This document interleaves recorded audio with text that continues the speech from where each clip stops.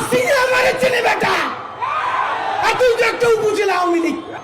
কোন Prado Mercedes Benz নিয়া সারা ঢাকায় আমি ঘুরতে বেড়াই না, কখনো বাইকে, কখনো রিক্সায়, কখনো ঘন্টার পরে ঘন্টা। একজন লোক ছাড়া আমি শরীফ ওসমান হাদি সারা ঢাকা ঘুরে বেড়াই কোন গুলির ভয়ে।